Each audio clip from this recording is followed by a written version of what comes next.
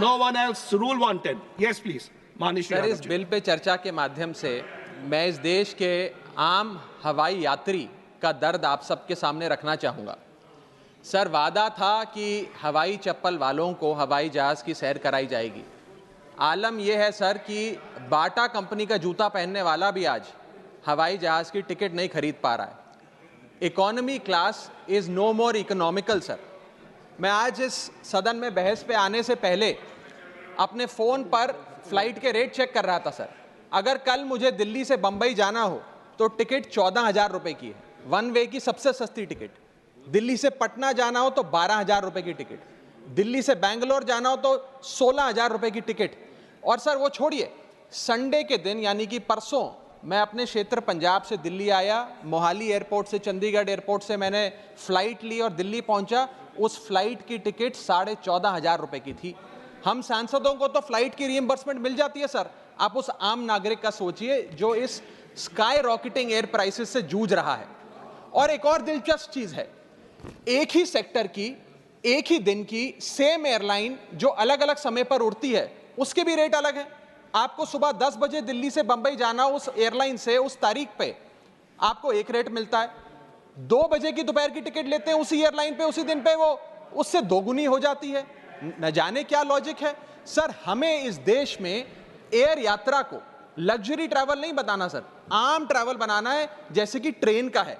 और सबसे बड़ी बात सर, इस देश में जहाज में उड़ना और जहाज में उड़ के अपनी मंजिल तक पहुंचना आज भी इस देश की बहुत बड़ी आबादी के लिए एक सपना है।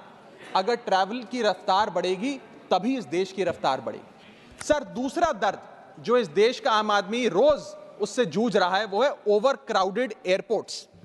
सर, आज हमारे देश के एयरपोर्ट्स बस अड्डे जैसे बन गए हैं। बस अड्डों से बदतर हालत, बदतर व्यवस्था देश के एयरपोर्ट्स पर है सर।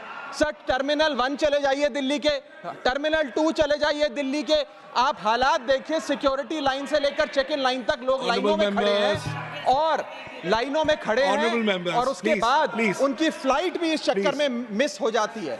एक मुसाफिर सही समय पर फ्लाइट नहीं पकड़ पा रहा क्योंकि वो बेचारा चेक इन और सिक्योरिटी लाइन में ही फंसा रहता है। इतने ओवर क्राउडेड एयरपोर्ट्स आज हमारे देश के बन चुके हैं। सर, आज यात्री का तीसरा दर्द, Honorable members, please let the honorable members speak. Please. Sir, बोलने दीजिए। No, honorable members, please, honorable members.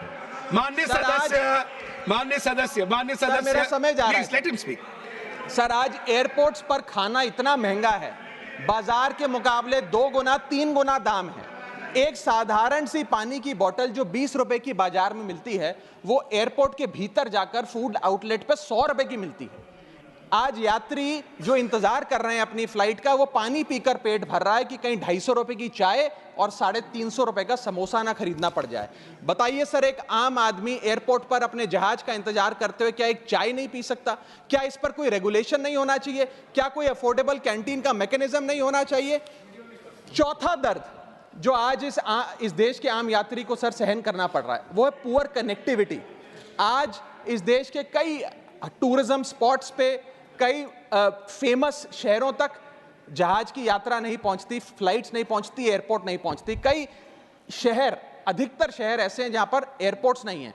इंसान को जहाज लेकर, जहाज से उतरकर कई घंटों का बस का और गाड़ी का सफर तय कर अपनी मंजिल पे पहुंचना पड़ता है सर, सरकार ने कहा कि मालदीव्स मत जाओ, लक्षद्वीप जाओ छुट्टी मनाने। मैं आपको आज का रेट बता रहा हूं सर, अगर आज मुझे दिल्ली से मालदीव जाना हो तो 17,000 रुपए की फ्लाइट है, लेकिन दिल्ली से लक्षद्वीप जाना हो तो 25,000 रुपए की फ्लाइट है सर। तो बताइए हम मालदीव जाएं कि लक्षद्वीप जाएं? सर, चौथा दर्द जो आज पांचवा दर्द जो आज एक आम यात्री को महसूस करना पड़ रहा है वो है sir flight cancellation and delays. Sir, एक आम नागरिक अपनी मंजिल पे, अपनी डेस्टिनेशन पे पहुंचने के लिए, जल्द पहुंचने के लिए कभी कभार ट्रेन यात्रा या बस या गाड़ी की यात्रा नहीं करता, वो महंगी टिकट खरीदता है। महंगी टिकट खरीद के अपनी मंजिल पे समय पे पहुंचना चाहता है। और कुछ ऐसे भी लोग हैं जो आर्थिक तौर पे सक्षम नहीं हैं, लेकिन आपातकालीन परिस्थितियों में, इमरजेंसी सिचुएशन में वो भी महंगी जहाज की टिकट खरीदकर जहाज की यात्रा करना चाहते हैं, अपनी मंजिल पे पहुंचना चाहते हैं। लेकिन क्या वो अपनी मंजिल पे समय पर पहुंच जा रहे हैं? निर्धारित समय से 3 से 4 घंटे लेट आज जहाज चलते हैं, और खास तौर पे छोटे शहरों के जो एयरपोर्ट्स हैं वहां पर तो मैक्सिमम डिलेज देखे गए हैं सर 1 केजी अगर एक्सेस बैगेज हो जाए तो फ्लाइट आपसे हजारों रुपए का किराया वसूलती है, लेकिन कई घंटों के डिले के लिए क्या फ्लाइट हमें कॉम्पनसेट करती है? मैं आज माननीय मंत्री जी को कहना चाहूंगा कि कुछ ऐसा मैकेनिज्म बनाए कि हर घंटे के फ्लाइट के डिले के लिए एयरलाइन आम यात्री को कॉम्पनसेट करे, उसकी जेब में पैसा डाले। इसी के साथ साथ हर महीने एक चार्ट जारी होना चाहिए कि किस सेक्टर की कौन सी एयरलाइन ने कितने घंटे का डिले, किस सेक्टर की कौन सी एयरलाइन ने कितने घंटे का डिले यात्रियों को दिया। और इसी के साथ साथ सर छठा दर्द जो आज के भारत देश के आम यात्री को महसूस करना पड़ रहा है सर, वो है लैक ऑफ अफोर्डेबल ऑप्शंस। जो अभी मेरे साथी भी बात कर रहे थे कि इस देश में 90% एयर ट्रैवल 2 एयरलाइंस के पास है, 90% मार्केट शेयर 2 एयरलाइंस के पास है।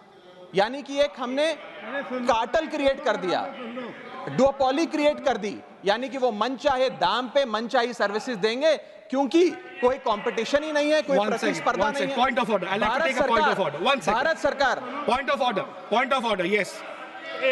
न जाने सर, मैं तो एयरलाइन का बोल रहा हूं तो भी पेट में Just दर्द take हो a रहा point है of order. Please. 238A कह 238A.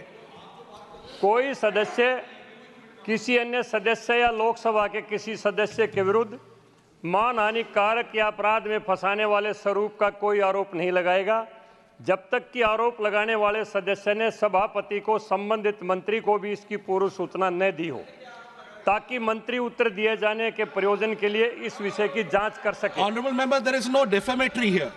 No defamation has been. Nasir Hussain जी ने जो बोला मैं उसके ऊपर कर रहा हूं। That of course that has been taken into consideration. एक मिनट, इनका नहीं है। मैं मुझे पूरा करने दिए सर। परंतु सभापति किसी समय किसी सदस्य को ऐसा आरोप लगाने से मना कर सकेगा ठीक है, यदि उसकी राय में ऐसा आरोप राज्यसभा की गरिमा को घटाने वाला हो या उस आरोप को लगाने वाले Thank you, Jamna साहब। Thank you, honorable member. Thank you. Please continue. Sir इतनी विशाल जनसंख्या वाला हमारा देश है और इतनी विशाल जनसंख्या वाले देश में मात्र 2 ही कंपनियां हमारा पूरा एविएशन सेक्टर चला रही हैं। सर सरकार लाई एक स्कीम जिसका नाम था उड़ान, जिसका फुल फॉर्म है उड़े देश का आम नागरिक। पर कैसे उड़े?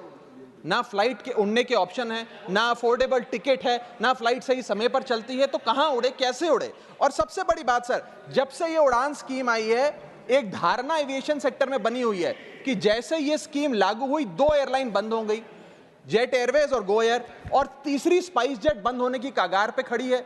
तो अब लोग ये भी कहने लग गए हैं कि शायद उड़ान स्कीम एक बहुत बड़ा अपशगुन थी, और इसी के चलते आज हमारा देश का आम नागरिक प्लेन से वापस ट्रेन पे जा रहा है। सर मेरा 7वां दर्द बैगेज चार्जेस और बैगेज डिलेज। सर अगर आपका 1 केजी बैगेज ओवरवेट हो जाए तो हजारों रुपए एयरलाइन आपसे एक्सेस बैगेज के चार्जेस वसूल लेती है। यहां तक कि कुछ लोग अब अपना सामान एयरपोर्ट पर फेंक के चले जाते हैं बिकॉज उनके सामान में पड़ी वस्तुएं इतनी महंगी नहीं है जितना बैगेज चार्जेस एयरलाइन ले लेती हैं। और बैगेज के डिलेज देखिए सर, लंबा आपको इंतजार बैगेज बेल्ट पे करना पड़ता है कि कब हमारा बैग आएगा। जब स्क्रीन पर देखते हैं तो स्क्रीन पर लिखा आता है बैगेज ऑन बेल्ट, लेकिन बैगेज ऑन बेल्ट नहीं होता, सिर्फ 2-3 बिजनेस क्लास पैसेंजर्स का बैग आता है और न जाने कितने मिनट एक आम नागरिक को इंतजार करना पड़ता है इस एक्सेस डिले के लिए, या इसको एक स्टैंडर्डाइज करने के लिए कोई प्रोसीजर सरकार को बनाना चाहिए। सर मेरा आठवां दर्द मैं समाप्त कर रहा हूं सर 8वां दर्द heavy car parking charges eight airport. Sir आज आप एयरपोर्ट्स पर पार्किंग का ठेका किसी एक कंपनी को दे देते हैं और वो मनचाहे दाम वसूलती है। खास तौर पे छोटे एयरपोर्ट्स पे 200-250 रुपए प्रति घंटे की कार पार्किंग चार्जेस देनी पड़ते हैं। आज आप दिल्ली के एयरपोर्ट चले जाइए, 220 रुपए प्रति घंटा गाड़ी का चार्ज लगता है, और अगर आपने कोई कैब टैक्सी बुक कर ली तो उसका भी मोटा बिल आता है, क्योंकि वो टैक्सी वाला भी expensive car parking charges, airport charges अपने बिल में जोड़कर आपको देता है। सर ये था दर्द फ्लाइट में चढ़ने से लेकर फ्लाइट में उतरने का। मैं अंत में 4 पंक्तियां सुनाकर अपनी वाणी को विराम दूंगा, और आज इस देश के आम नागरिक, आम यात्री का दर्द इन पंक्तियों में आप तक पहुंचाने की कोशिश करूंगा। कहीं है लंबी लाइनें, कहीं चेक इन से पहले काउंटर बंद, कहीं स्लो चल रहा है सर्वर, कहीं इंटरनेट है मंद। महंगी टिकट के बाद भी यात्रा की कोई गारंटी नहीं, आपका सामान चाहे टूटे चाहे फूटे कोई वारंटी नहीं। जो हाल है बस अड्डों का वही तस्वीर आती है एयरपोर्ट से। चाय हो या समोसा नहीं मिल रहा 500 रुपए के नोट से। रोज फ्लाइटें रद्द हो रही हैं धमकी बम विस्फोट से। आखिरी में सर, कब तक आम आदमी मरता रहेगा एयरपोर्ट की छत गिरने की चोट से? जनता की मुश्किलें तो पल भर में मिट जाएं अगर सरकार को फुर्सत मिल जाए चुनाव या वोट से। Thank you. Honorable members.